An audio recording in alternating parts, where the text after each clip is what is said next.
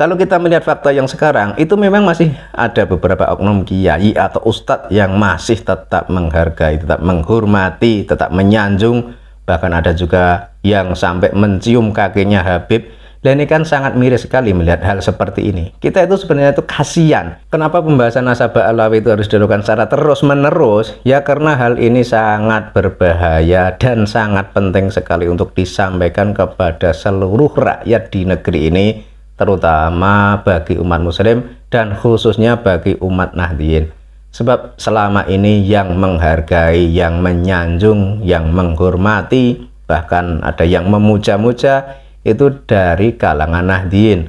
Kalau dari kalangan yang lain itu kelihatannya tidak. Dan hanya di Indonesia saja. Kalau di negara lain yang namanya klan Ba'alawi itu ya cuma dianggap sebagai manusia biasa. Jadi tidak dianggap melebihi daripada yang lainnya.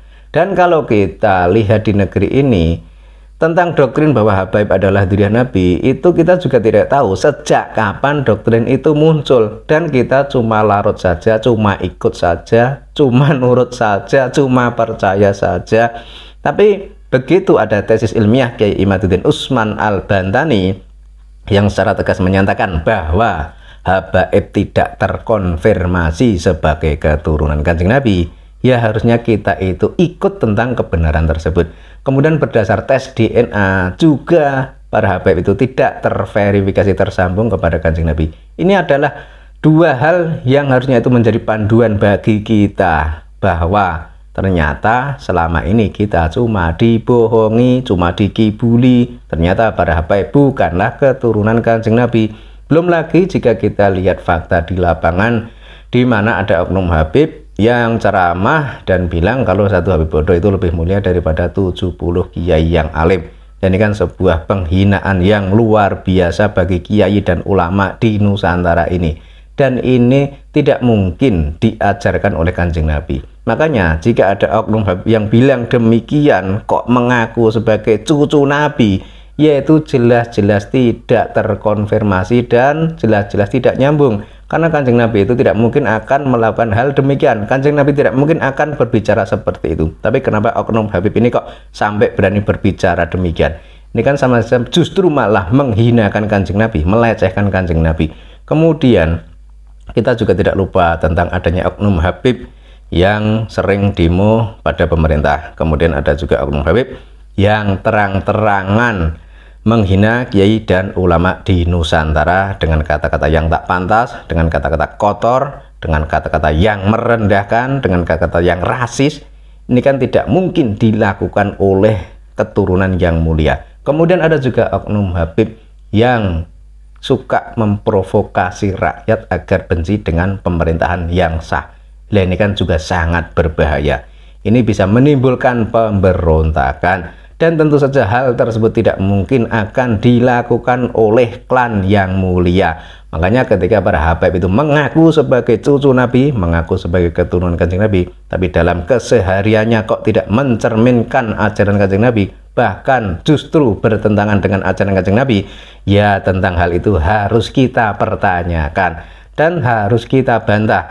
Kemudian kalau kita melihat fakta yang sekarang, itu memang masih ada beberapa oknum kiai atau ustadz yang masih tetap menghargai, tetap menghormati, tetap menyanjung, bahkan ada juga yang sampai mencium kakinya Habib.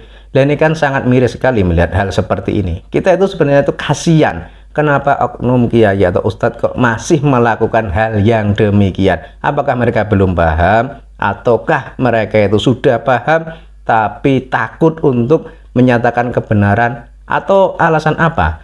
Jadi tentang polemik Nasabah Alawi itu ya memang harus terus-menerus kita sampaikan. Dan kalau soal debat nasab itu kan sudah tidak ada. Artinya pihak Ba'alawi atau Habaib dari Yaman itu memang tidak punya bukti kalau mereka adalah keturunan Kanjeng Nabi. Jadi kalau mau diadakan debat nasab pun juga percuma, cuma buang-buang waktu dan buang-buang biaya saja, nanti tidak ada hasilnya.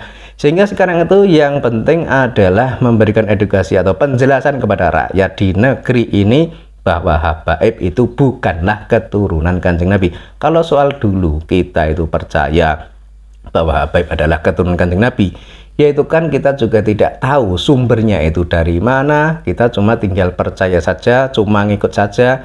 Entah karena melihat paras mereka seperti orang Arab, kemudian dalam keseharian bicaranya menggunakan logat Arab, kemudian dikait-kaitkan bahwa inilah keturunan Nabi yang asli, atau bagaimana, kita juga tidak tahu.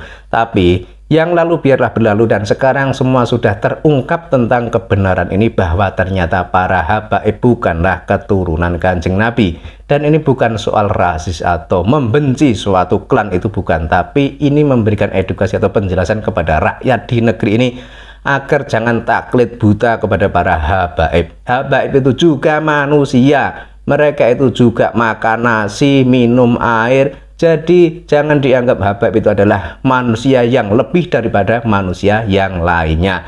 Kalau soal pengakuan mereka sebagai keturunan Kanjeng Nabi, semua kan sudah terbantahkan. Artinya mereka tidak bisa menunjukkan bukti kalau mereka adalah keturunan Kanjeng Nabi. Dan itu adalah bukti baru bahwa mereka para habaib bukanlah dzurriyyah Nabi. Dan kalau ditanya sebenarnya siapa sih keturunan Kanjeng Nabi yang ada di negeri ini? Kalau yang terverifikasi tersambung sebagai dzurriyyah Nabi itu adalah para wali songo dan dzurriyyah wali songo. Itulah keturunan Kanjeng Nabi yang ada di negeri ini, yang ada di Nusantara ini. Jadi bukan para habaib dari Yaman itu yang nyata-nyata datang ke Nusantara karena didatangkan oleh Belanda, dan mereka juga bekerja kepada Belanda, membela Belanda, membantu Belanda dalam rangka menjajah Nusantara.